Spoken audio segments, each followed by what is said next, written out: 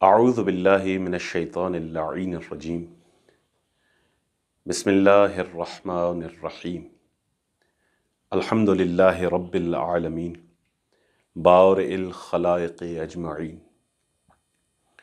والصلاة والسلام علی سیدنا محمد وآلہ الطیبین الطاہرین اللہم صل علی محمد وآل محمد اما بعد۔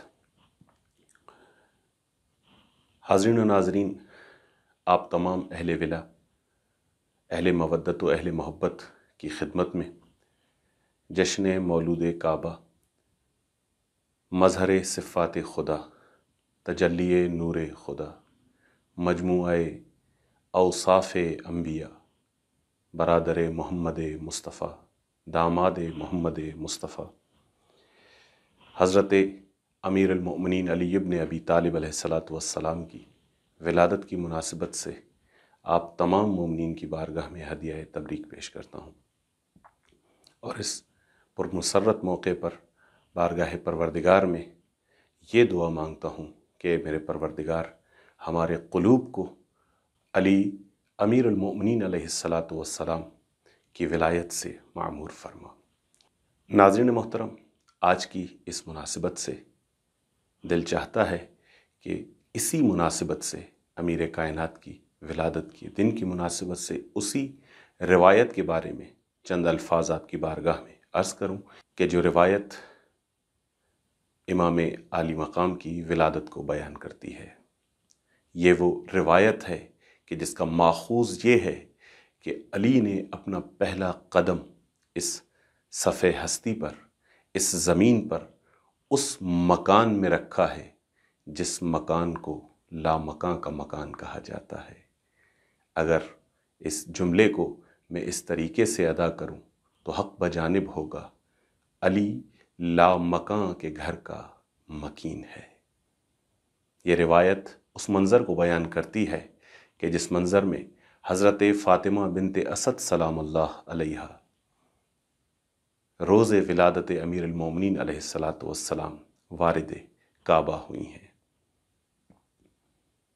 راوی ابن عباس ہیں، اور یہ روایت حضرت امام صادق علیہ السلام سے مروی ہے کہ امام فرماتے ہیں کہ ابن عباس کے ساتھ چند اشخاص حرم کعبہ میں تشریف فرما تھے کہ حضرت فاطمہ بنت اسد کعبہ کی جانب جا رہی تھیں۔ انہوں نے دیکھا کہ دیوار کعبہ شق ہوئی اور بی بی کعبے میں اندر داخل ہوئیں، اور اس کے بعد 3 دنوں کے بعد اسی جگہ سے وہ دیوار کعبہ پھر شق ہوئی اور بی بی کعبے سے باہر آئیں۔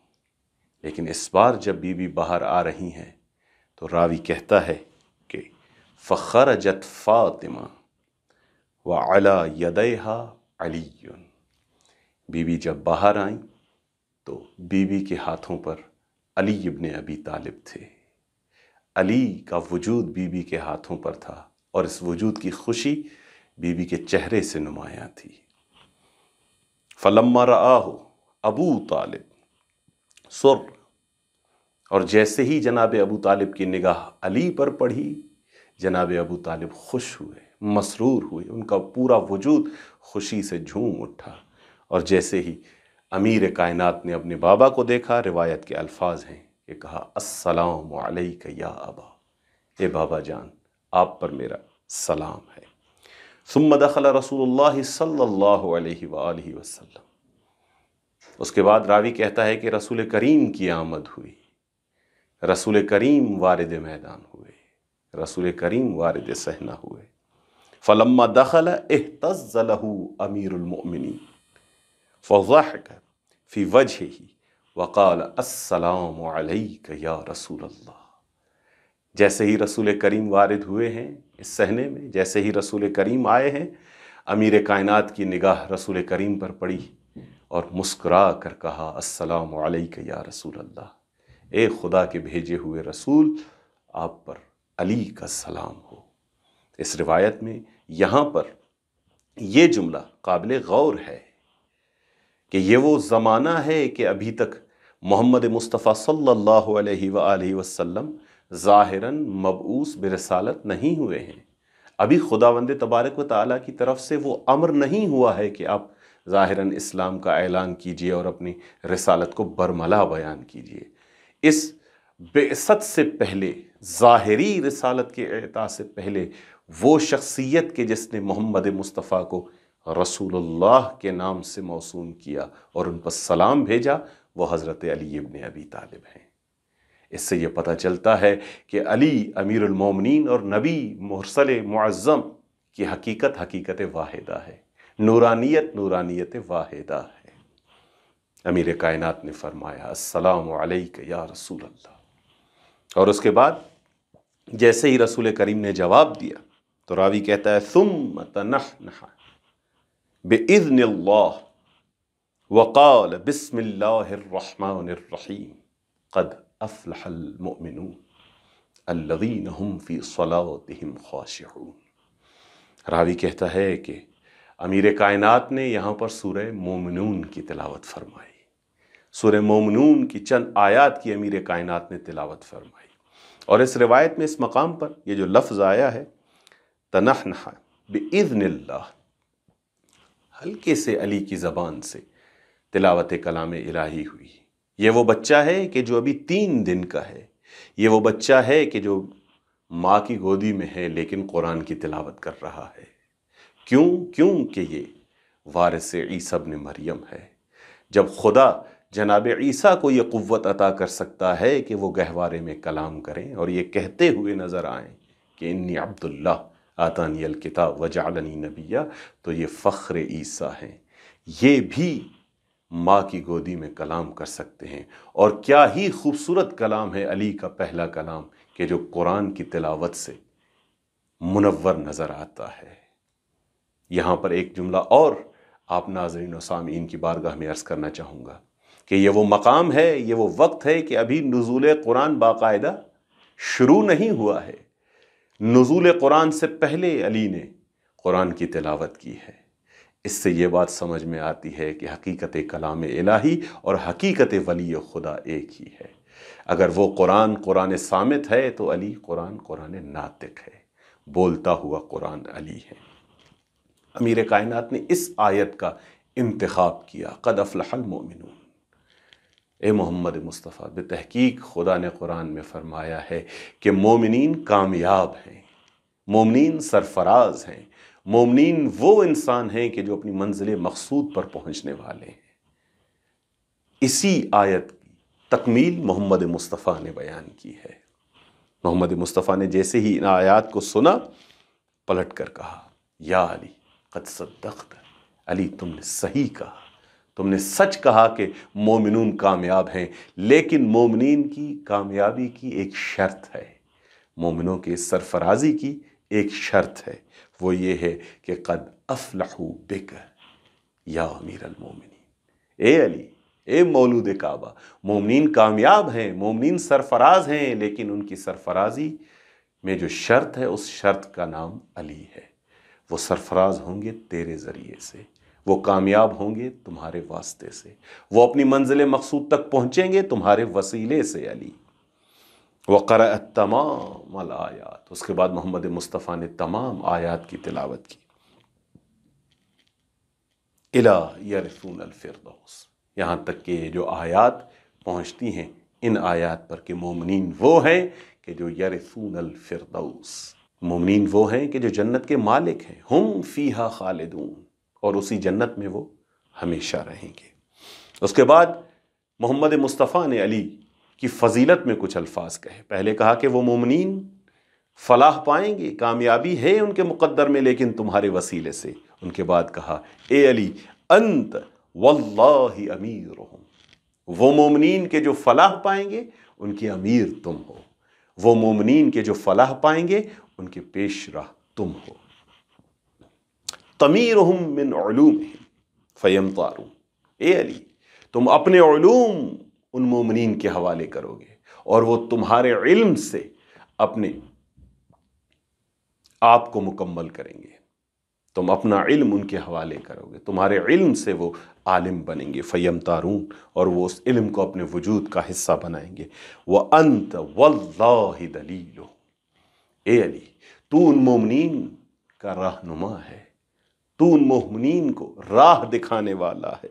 وَبِكَ يَهْتَدُونَ، اے علی وہ مومنین تیرے وجود سے ہدایت پائیں گے۔ خدا ان مومنین کو ہدایت دے کر بے کر تیرے وجود سے۔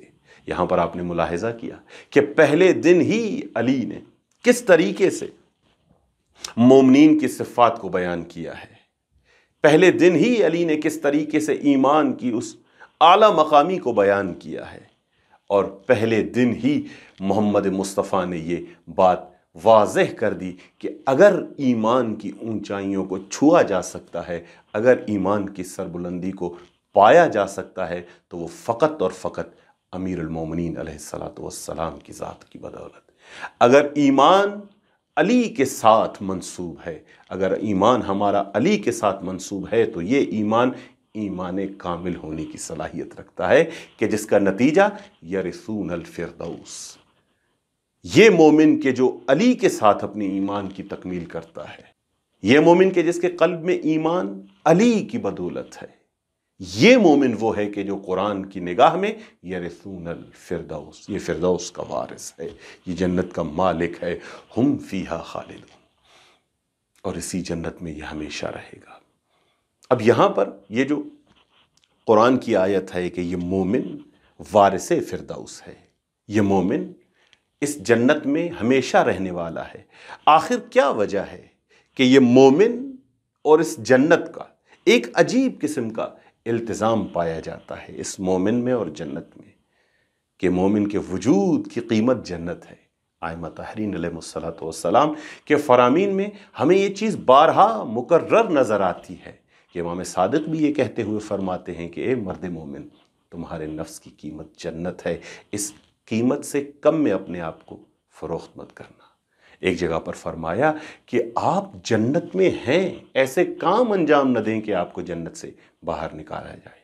یہ مومن اور جنت یہ مساوی ہیں، یہ مومن اور جنت یہ برابر ہیں۔ مومن کا عدل جنت ہے۔ کیا وجہ ہے؟ آئیے اس کو منسوب کرتے ہیں ایک روایت کے ساتھ۔ یہاں پر امیر کائنات علیہ السلام پہلے دن فرما رہے ہیں قد افلح المؤمنون، علی کی زبانی کے جو قسیم النار والجنہ ہے۔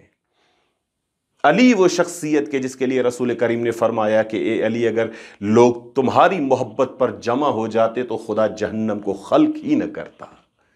علی اور جنت، علی کا لازمہ جنت ہے، جس کے پاس علی ہے اس کے پاس جنت ہے۔ تو ایک روایت سے اس چیز کو منسوب کرتا چلوں میں کہ امام صادق علیہ السلام فرما رہے ہیں کہ لما خلق اللہ الجنت قال تکلمی، کہ جب خدا نے جنت کو خلق کیا، جب خدا نے جنت کو پیدا کیا تو جیسے ہی جنت خلق ہو کے تیار ہو گئی، خدا کی آواز آئی اے جنت تکلمی، بات کر، کلام کر، کیا بولنا چاہتی ہے تو؟ قالت، تو جنت نے کہا قد افلح المومنون۔ جنت کی پہلی صدا وہی آیت تھی کہ جو آیت علی کی زبانی پہلے دن پر تھی۔ علی کا پہلا کلمہ قد افلح المومنون، جنت کا پہلا کلمہ قد افلح المومنون۔ تو یہ جنت اور علی لازم و ملزوم ہے۔ واقعاً علی قسیم النار والجنہ ہے کہ رسول کریم کی زبانی اسی علی سے ایمان اگر منسوب ہو جائے تو لازمہ جنت ہے، کیونکہ دونوں کا اعلان یہ ہے کہ جو مومن ہے وہ سرفراز ہے۔ واقعاً وہ مومن کہ جس کے قلب میں علی بستا ہے اس کی قیمت جنت ہے۔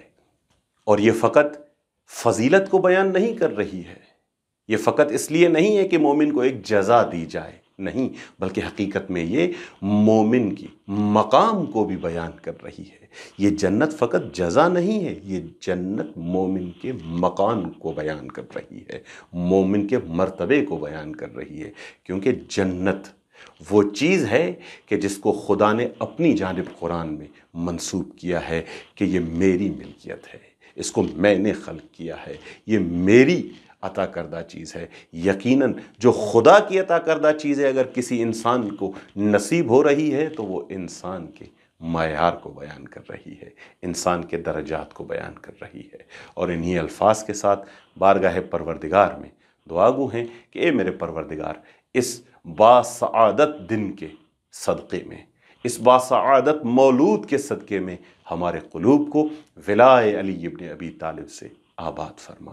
وآخر دعوانا ان الحمد للہ رب العالمین۔